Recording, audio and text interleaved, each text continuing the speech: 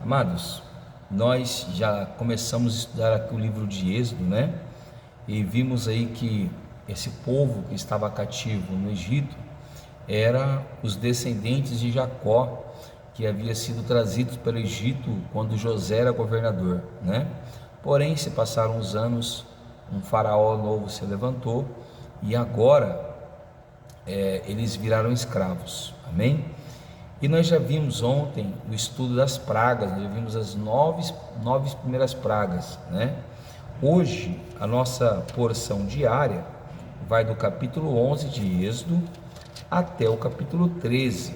Se você não leu, leia aí por favor, separe um tempinho, medite na palavra do Senhor. E depois você pode vir conosco no nosso devocional de hoje, amém? E o nosso devocional de hoje vai se encontrar ali no capítulo 12 de Êxodo e no verso de número 11, amém? E diz assim a palavra do Senhor Jesus: é assim que vocês devem comê-lo, já prontos para viajar, com as sandálias nos pés e o cajado na mão. Comam depressa, é a Páscoa do Senhor, amém? Irmãos, como nós já vimos falando, Deus tinha dado uma ordem para Moisés para libertar o povo de Israel que se encontrava no Egito, cativo, escravo. Então ele começa a ter encontros com Faraó e pedindo para Faraó libertar o povo. Porém, Faraó mostrou grande resistência, e isso já fazia parte do plano de Deus, que Faraó endurecesse seu coração, né? Para que Deus pudesse mostrar para Faraó e para todos os egípcios que só existia um Deus, um único Senhor, um único Criador dos céus e da terra, e que todos os deuses do Egito não passavam de mentira e de engano, correto? E agora, depois de Deus ter manifestado as 9 pragas, Deus agora está já saturado de Faraó, Moisés também já está saturado, e Deus então lança a 10ª praga. Deus disse que todo o primogênito do Egito seria exterminado pelo anjo da morte. Então Deus tinha um plano para, no mesmo dia, exterminar ali os inimigos de Israel, promover salvação para Israel, proteção desse anjo da morte, e tirar Israel das mãos do faraó, né, do Egito. Irmãos, o que é muito interessante é que Deus, com esses 3 planos, ele engrandece o nome dele, ele humilha Faraó e ele mostra para Israel que ama Israel. Porém, existia uma maneira certa de se celebrar esse dia. Enquanto o Egito iria estar despreparado, o povo de Israel precisava estar preparado para este momento, para o momento da Páscoa, né? O momento da passagem do anjo do Senhor. E amados, a Bíblia diz que Deus pede para que eles se preparassem para esse dia dessa forma. Se você tiver com a sua Bíblia aberta, acompanha comigo. E diz assim, o verso 8 do capítulo 12: naquela noite comerão carne assada no fogo, com pães sem fermentos e ervas amargas. Amém? Então, aquele ritual, aquela celebração, ela deveria ter 3 ingredientes fundamentais. Ela deveria ter o cordeiro, que seria assado. Desse mesmo cordeiro viria o alimento. Desse mesmo cordeiro viria o sangue dos umbrais da porta, que seria uma marca para o anjo, e o anjo entenderia que naquele local ninguém iria morrer, porque um cordeiro já havia morrido. Depois nós temos o pão sem fermento. O pão sem fermento representava a integridade, que Deus queria um povo sem mistura, que eles não deveriam trazer sobre si as culturas do Egito, amém? E por último nós temos ali as ervas amargas, que eram para lembrar o povo de Israel dos dias de sofrimento que eles tiveram no Egito. Uma outra coisa foi pedido: eles deveriam comer tudo com pressa, como se eles estivessem realmente prontos para sair e prontos para serem arrancados por Deus do Egito. Amém?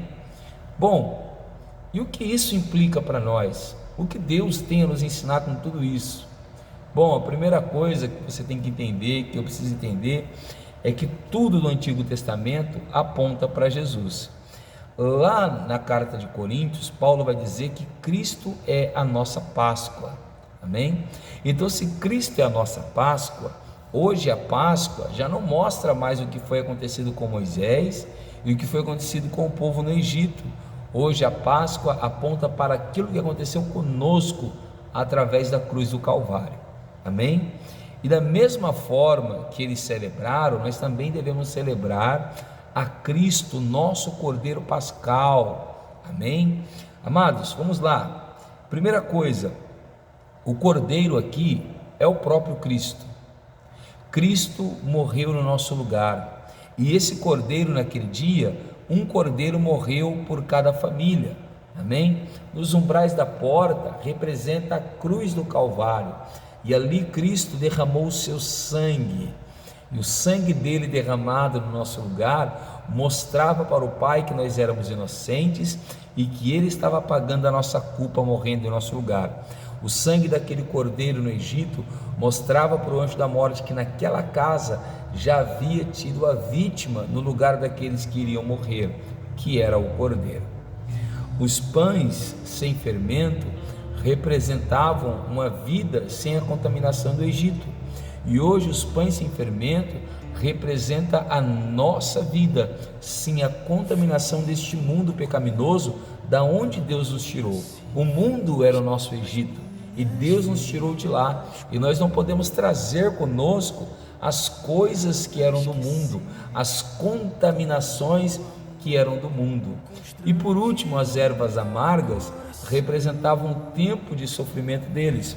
Hoje as ervas amargas representam o tempo em que nós sofremos sem Jesus. Amém? Mas agora chegou a parte mais importante, porque eles deveriam comer a Páscoa já preparados para ir embora do Egito. Amém, amados? Se Cristo é o nosso Cordeiro Pascal e a Páscoa aponta para Jesus, então todas as vezes que nós comemos a ceia, devemos comer com pressa. Pressa do que, pastor? De ir embora desse mundo. Aleluia. Amém? Paulo, quando ele vai ensinar os coríntios sobre a ceia do Senhor, ele disse que nós temos que celebrar a ceia do Senhor em memória dele até que ele venha. E ele vem para quê? Para buscar o seu povo, para restaurar o seu povo e dar para eles uma nova Jerusalém. Amém? Assim como Deus prometera para o povo do Egito uma nova terra que emanava leite e mel, agora Deus promete para nós uma terra onde nós vamos viver eternamente, a nova Jerusalém, que desce do céu ataviada como a noiva para o seu noivo, que é Cristo Jesus. Então, amados, nós todos os dias agora devemos comer deste pão, beber desse cálice, sempre prontos, preparados, porque agora é a Páscoa do Senhor. Daqui a pouco ele vem buscar a sua igreja, ele vem recolher o seu povo santo e nos levar para os céus. Além de da Páscoa ser a nossa passagem da terra para o céu, é a passagem de Deus condenando o mundo. Aqui o anjo condenou os egípcios. Dessa vez Deus irá condenar o mundo e irá colocar o mundo debaixo do juízo. E Deus vai nos livrar também dessa condenação. Amém? E eu quero deixar para você nessa manhã e deixar aqui uma palavra de esperança. Não pense que está tudo perdido, não pense que está tudo acabado, porque um cordeiro morreu no meu e no seu lugar. Um cordeiro derramou o sangue dele para ser como marca, como sinal da compra da minha e da sua vida. Esse cordeiro foi o passaporte da nossa liberdade, foi o passaporte da nossa chegada no céu, foi o passaporte da nossa saída deste mundo.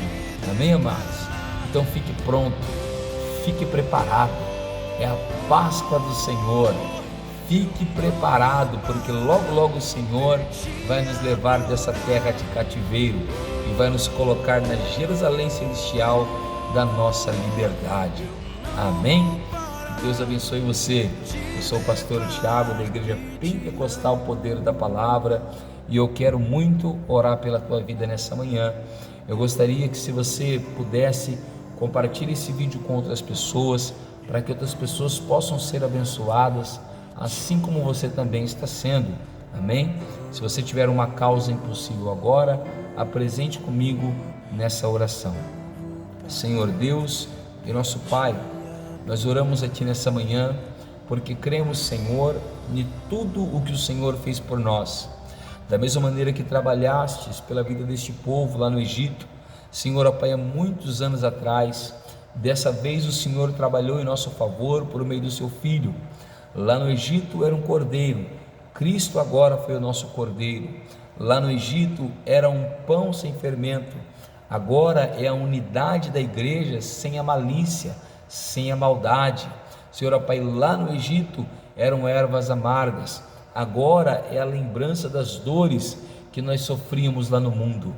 Senhor, ó Pai eterno, da mesma forma que aquele povo deveria estar preparado para sair do Egito, nós devemos estar preparados para sair dessa terra e nos encontrarmos com o Senhor nos ares. Nos abençoa, Senhor, nos santifica, nos protege e nos guarda com o Teu sangue. Que esse sangue esteja selando a nossa vida, guardando a nossa alma e comprando, Senhor, a nossa passagem para a vida eterna.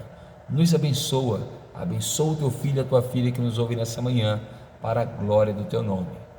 Que Deus abençoe a sua vida e uma ótima segunda-feira para você e para toda a sua casa, em nome de Jesus.